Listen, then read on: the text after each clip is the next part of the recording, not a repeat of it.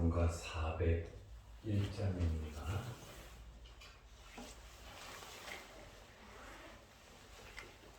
401장. 주의 곁에 있을 때 마음이 든든하오니 주여 내가 살 동안 인도하여 주소서. 주여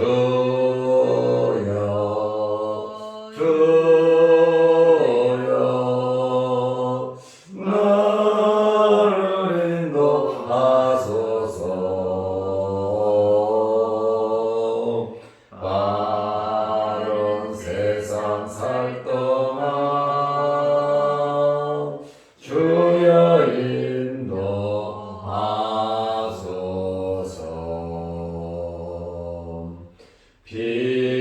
피난처인 예수여,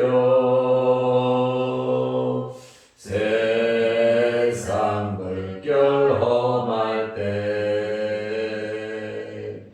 크신 은혜 베푸사 나를 숨겨주소서. 주여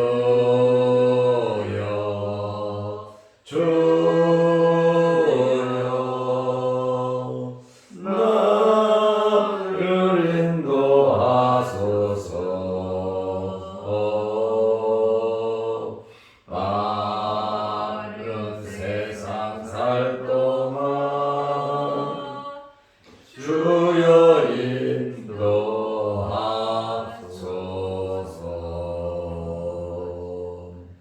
세상 풍파지만 후 영화로운 나라와 눈물 없는 곳으로 들어가게 하소서. 주여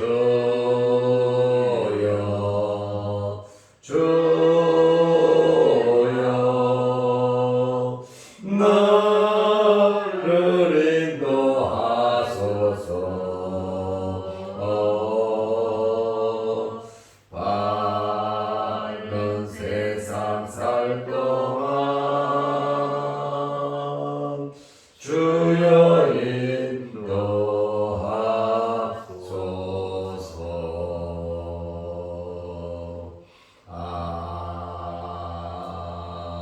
아멘. 사도신경으로 우리의 신앙을 고백하겠습니다. 전능하사 천지를 만드신 하나님 아버지를 내가 믿사오며 그의 아들 우리 주 예수 그리스도를 믿사오니 이는 성령으로 잉태하사 동정녀 마리아에게 나시고 본디오 빌라도에게 고난을 받으사 십자가에 못 박혀 죽으시고 장사한 지 사흘 만에 죽은 자 가운데서 다시 살아나시며 하늘에 오르사 전능하신 하나님 우편에 앉아 계시다가 저리로서 산자와 죽은 자를 심판하러 오시리라. 성령을 믿사오며 거룩한 공회와 성도가 서로 교통하는 것과 죄를 사하여 주시는 것과 몸이 다시 사는 것과 영원히 사는 것을 믿사옵나이다. 아멘. 하나님의 말씀 마태복음 11장 1절에서 6절 말씀까지 보겠습니다. 예수께서 12 제자에게 명하기를 마치시고 이에 그들의 여러 동네에서 가르치시며 전도하시려고 거기를 떠나 가시니라. 요한의 옥에서 그리스도께서 하신 일을 듣고 제자들을 보내어 예수께 여짜오되 오실 그이가 당신이오니까 우리가 다른 일을 기다리오리이까.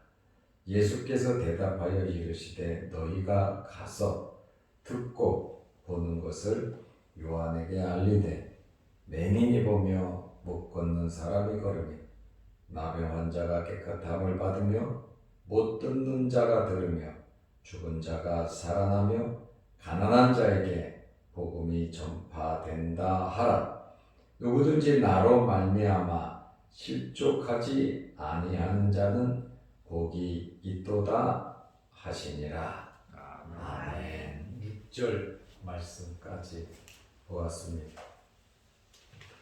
1절 말씀에 보면 예수님께서 가버나움에서 12 제자를 파송하기 위하여 훈련과 각종 선교 지침을 말씀하시고 제자들을 파송하셨고 주변 지역에 가서 가르치시고 전도하시고 그 지역을 떠난 내용이 1절의 말씀입니다. 교회의 사명은 오늘 예수님께서 하신 그대로 말씀을 가르치고 복음을 선포하는 것이 교회의 사명인 것을 우리가 알 수 있습니다. 이제 2절부터 세례 요한에 대하여 감옥에 지금 갇혀 있는 세례 요한에 대하여 말씀을 하고 있습니다. 세례 요한은 감옥에 갇혀 있었습니다. 감옥에 갇힌 이유는 헤롯이 자기 동생 빌립의 아내 헤로디아를 취했기 때문입니다.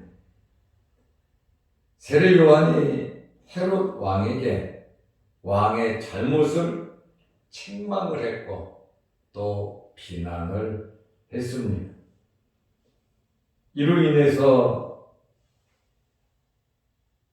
세례 요한은 감옥에 갇히게 되었고 1년 정도 감옥에 갇혀서 생활을 했습니다.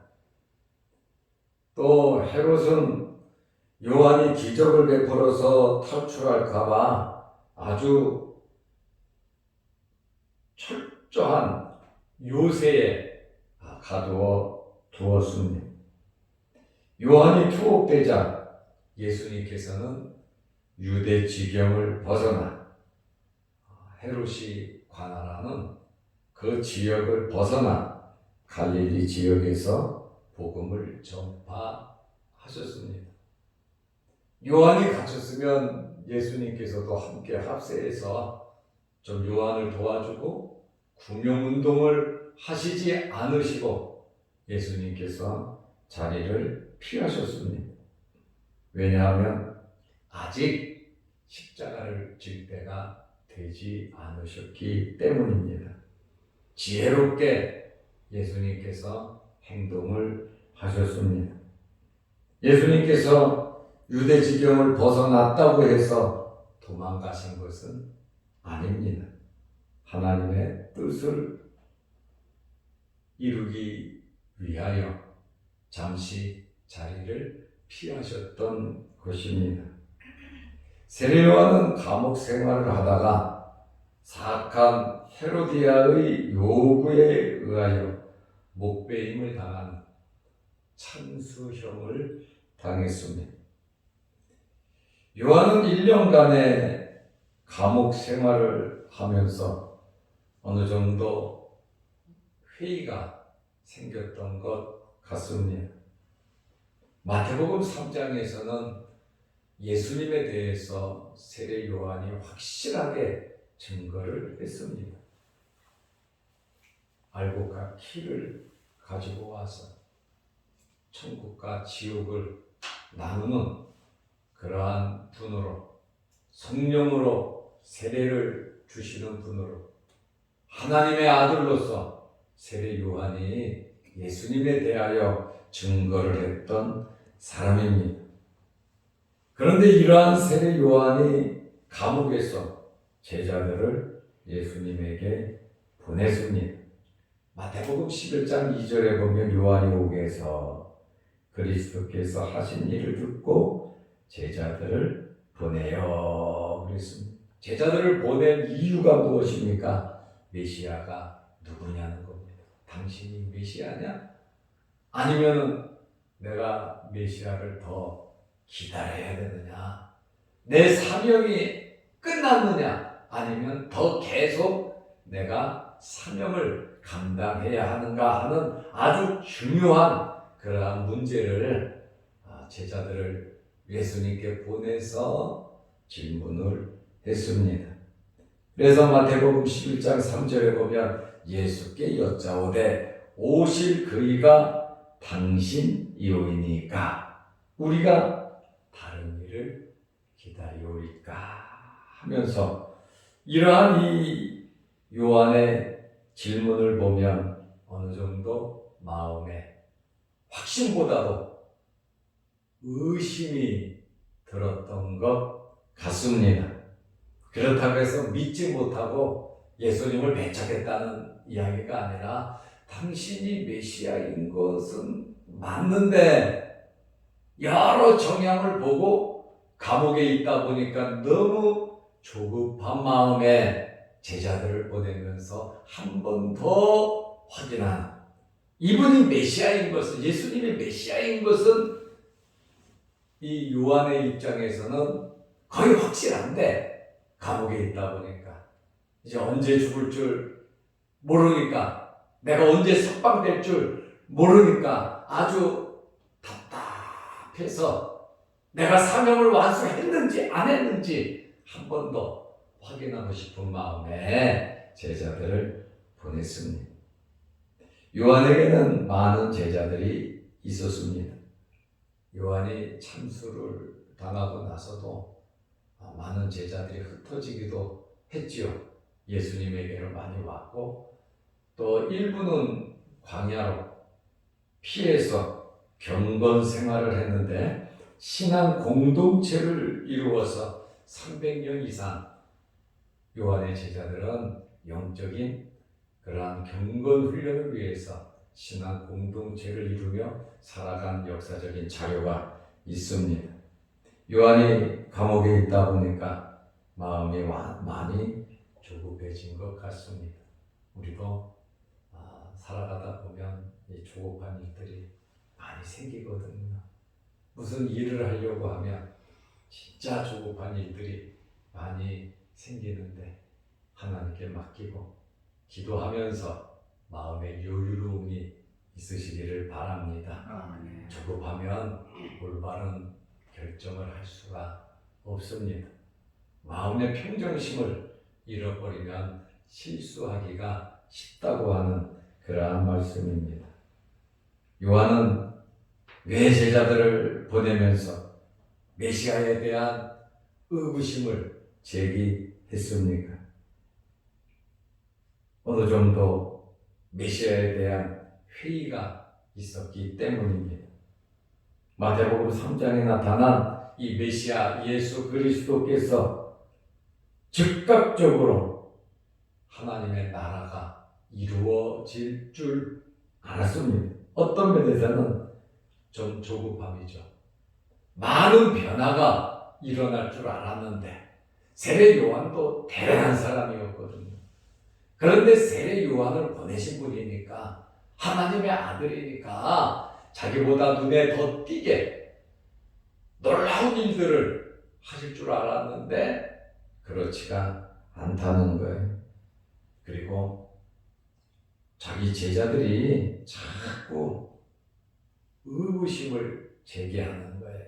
선생은 감옥에 있는데 요한의 제자들이 묘대를 가서 요한에게 자꾸 말을 해요. 부정적인 이야기를 한단 말입니다. 예수님의 제자들은 금식을 하지 않습니다. 금식은 성경적인 건데 경건하게 지내지 않고 우리와 바리새인들은 그래도 열심히 금식하는데 예수님의 그 선생의 제자들은 금식을 하지 않고 먹기를 탐하는 자들이라 이러한 이야기를 세례 요한이 듣는단 말이에요. 그리고 예수님께서 기적을 베푸시고 말씀을 전하니까 인산인해를 이루고 사람들이 막 크게 모이잖아요. 요한의 입장에서는 맞아요. 나는 그분의 신발끈을 묶는 것도 감당할 수 없는 분이다 라고 겸손하게 그는 흥하여야 해갖고 나는 쇠하여야 한다고 요한은 말한 사람이에요. 그러나 제자들 입장은 다르죠. 예수님의 제자들과 자기들과 비교를 하게 되고 자기들의 우월함을 나타내기 위해서 제자들의 입장에서는 시기와 질투가 있었을 것이다. 사람이다 보니까 그렇단 말이죠. 그리고 예수님은 세리와 죄인들의 친구라는 말이에요. 기득권에 붙어서 기득권을 변화시켜서 뭔가 놀라운 나라를 이루어야 하는데 기득권들은 계속해서 공격해오고 죽이려고 하고 예수님께서 하시는 것은 세리와 죄인들, 가난한 사람들을 그들을 중심으로 일을 하는 것을 보니까 깝깝했다라고 하는 그러한 말입니다. 그리고 세례 요한은 예수 그리스도가 자기에게 세례를 받던 그 사람인지 아닌지 왜 같이 붙어 있을 기회가 없었으니까 예수님에 대한 소문은 들었는데 그분이 예수님인지 아닌지 도대체 어떤 것인지 그분이 세례 요한인지 세례 요한의 일을 하러 오신 분인지 요한이 광야에서 생활할 때보다 감옥에 있다 보니까 마음이 많이 바뀐 것 같습니다. 그리고 예수님에 대한 메시아성을 더욱 확실하게 하기 위해서 당신이입니까? 아니면 다른 사람을 기다립니까? 나다라고 하는 그 말을 듣고 싶어서 나는 내 사명 다 감당했다 라고 하는 마음의 편안함이라 그럴까요?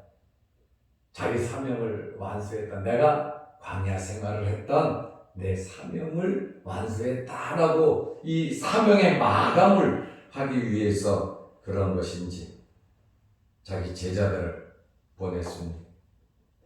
요한은 자기가 예수님에 대하여 마태복음 3장 10절에 이미 도끼가 나무 뿌리에 놓였으니 좋은 열매를 맺지 아니하는 나무마다 찍혀 불에 던져지리라 한 이러한 도끼가 나무 뿌리에 놓였다고 하면 끝난 거거든요. 당장의 엄청난 심판을 세례 요한은 기다리고 있었는데 이러한 심판의 사역보다도 사랑의 사역을 하고 계셨단 말입니다. 엘리야와 같은 엄청난 표징을 기대했단 말이죠. 비를 멈추고 비를 내리며 하늘에서 불을 내리고 이러한 엄청난 능력이 나타날 줄 알았는데 그렇지 않단 말이에요. 어떻게 보면 세례 요한의 입장에서 예수님의 행위가 합당하지 않게 보였을 수도 있다라고 하는 그러한 말씀입니다. 감옥에 있다 보니까 많이 조급함이 있었던 것 같습니다. 세례 요한의 이러한 질문에 예수님께서 요한의 제자들에게 답변을 하신 내용이 4절에서 6절의 말씀입니다. 예수께서 대답하여 이르시되 요한이 감옥에서 보낸 그 제자들에게 확실하게 예수님께서 대답을 하십니다. 너희가 요한에게 가서 감옥에 있는 요한에게 가서 듣고 보는 것을 요한에게 알리되. 지금 예수님의 이 말씀은 요한에게 말씀을 전달하라는 거예요. 당신이 메시아냐 아니냐 그것에 대한 질문에 대해서 예수님께서 말씀을 하시는 거예요. 6가지 표적을 말하지요. 맹인이 보고, 못 걷는 사람이 걷고, 나병한 자가 깨끗함을 받고, 못 듣는 자가 듣고, 죽은 자가 살아나고, 가난한 자에게 복음이 전파된다 하라. 이 6개의 표적은 선지자 이사야가 메시아가 나타나면 이러한 사역을 할 것이다 라고 이미 예언이 되어 있단 말이죠. 세례 요한도 이사야 선지자의 예언대로 강야에서 외치는 자로 온 것이지요. 그래서 예수님께서 요한의 제자들에게 이사야 선지자에 나타난 메시아성에 대해서 이야기를 한 겁니다. 이 말씀은 뭐예요? 내가 구약 성경에 예언된 메시아다. 그리고 너는 엘리야다. 광야에서 외치는 자다라고 하는 그러한 확신에 찬 말씀을 하신 겁니다. 아주 간결하고도 거짓 있게 말씀을 하셨어요. 내가 메시아인데 옛날에는 그렇게 말해놓고 이제 와서 왜 이렇게 의심을 하고 믿지 못하냐고 책망하실 수도 있죠. 어떤 면에서 요한의 입장에서 차라리 책망을 듣는 것이 확실하게 나을 수도 있겠죠. 내가 메시아다. 내가 너를 보냈다. 너도 광야에서 있으라고 했고 내가 온 것이고 너는 내 길을 예비하러 왔고 이미 네 할 일은 다 했다. 아마 이 이야기를 듣고 싶었을 겁니다. 그런데 예수님의 이 말씀을 보면 책망을 하거나 변호를 하시지 않으시고 예수님의 사역, 메시아로서의 실제를 설명하셨습니다. 그래서 직접 경험한 것, 너희들이 듣고 본 것을 요한에게 알리라. 이 말처럼 내가 메시아다 라고 증거하기가 쉽지 않아요. 꼭 내가 메시아다 이렇게 말하기보다 너희들이 보고 들은 거를 감옥에 있는 네 선생에게 요한에게 알려줘라. 예수님께서 말씀하신 겁니다. 아주 확실한 대답을 요한에게 했습니다. 그래서 6가지 구약에 예언된 그러한 메시아 사역을 말씀해 주셨습니다. 그리고 6절 말씀에 보면 누구든지 나로 말미암아 예수 그리스도 때 예수 나 때문에 실족하지 아니하는 자, 여기 실족한다라고 하는 말의 의미는 부딪혀서 걸려 넘어지는 거예요. 예수님을 대했을 때, 예수님의 말씀을 들었을 때, 예수님을 만났을 때 믿지 못하고 부정하고 예수 그리스도를 떠나가는 그러한 이 사람은 구원받지 못하는 정말 화가 있는 것이죠. 예수 그리스도를 만나서 예수 그리스도의 복음을 듣고 그것을 받아들이지 못하는 자는 저주가 있는 것이고 그것을 받아들이는 자는 복이 있도다. 실족하지 않는다라고 하는 것은 예수 그리스도를 받아들이는 것이죠. 요한 너도 자칫 잘못하면 실족하게 된다. 니네들도 나를 믿지 않으면 요한을 믿고 따르는 건 좋다. 그러나 나를 믿지 나 때문에 실족하게 된다면 너희에게는 재앙이 된다라고 하는 그러한 말씀이에요. 요한의 제자들도 예수 그리스도를 믿어야 구원을 받는 겁니다. 그러다 보니까 예수님께서 나로 말미암아 나 때문에 실족하지 아니하는 자는 복이 있도다. 실족하지 말라는 이야기죠. 다시 말하면 예수 그리스도를 받아들이고 알고 믿으면 구원을 받는다라고 하는 그러한 말씀입니다. 오늘 예수님께서 왜 이 말씀을 하셨겠어요? 감옥에 있는 세례 요한이 자기 사명이 완수된 건지 아닌지, 다른 메시아를 기다려야 되는지, 아니면 당신이 세례 요한인지 당신이 메시아인지 그것에 대한 확고한 그것을 알기 위해서 이제 자기 죽을 때가 되었고 또 자기 사명을 감수해야 되는데 감옥에 계속 있어야 되냐 이거죠. 우리는 말씀에 대한 확신, 성령의 감동을 받아 하나님의 택하심과 부르심으로 우리가 구원을 받았습니다. 우리의 이 믿음이 회의가 오면 안 되고 어디에서 무엇을 하든지 우리가 흔들려서는 안 된다라고 하는 말씀에 믿음의 확신을 가지고 오늘 주님 말씀대로 나로 말미암아 실족하지 아니하는 자는 복이 있도다. 저와 여러분 그리고 우리 가족, 우리 주변 사람들이 복이 있는 자들이 되시기를 바랍니다. 기도하겠습니다. 하나님 아버지, 세례 요한이 감옥에 있으면서 자기 사명이 맞춰진 건지 아닌지, 예수 그리스도가 메시아인지 아닌지 감옥에서 제자들을 보내며 예수님에게 질문하는 그러한 내용에 대한 예수님의 답변을 우리가 보았습니다. 이러한 짧은 말씀 속에서 우리는 말씀에 대한 확신, 구원에 대한 확신, 하나님의 사랑과 믿음에 대한 확신을 가지고 살아가게 하여 주옵소서. 우리의 삶 속에 어떤 환경이 우리에게 주어지든지 조급하게 결정하고 생각하지 말게 하시고 하나님을 믿는 믿음으로 말씀 굳게 붙잡고 기도하면서 흔들리지 않는 그러한 믿음으로 살아가게 하여 주옵소서. 이 새벽에 예배드리게 하심을 감사합니다. 영상 유튜브로 함께 예배드리게 하심을 감사합니다.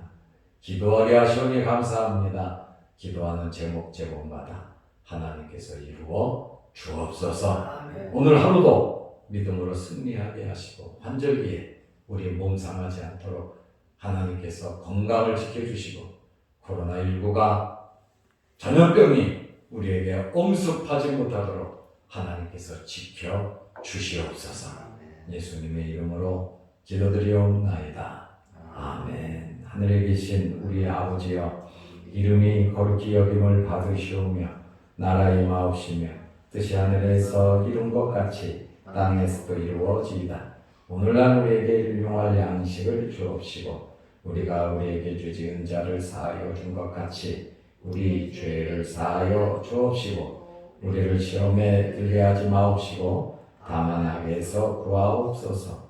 대개의 나라와 권세와 영광이 아버지께 영원히 있사옵나이다. 아멘. 자유로 기도하시기 바랍니다.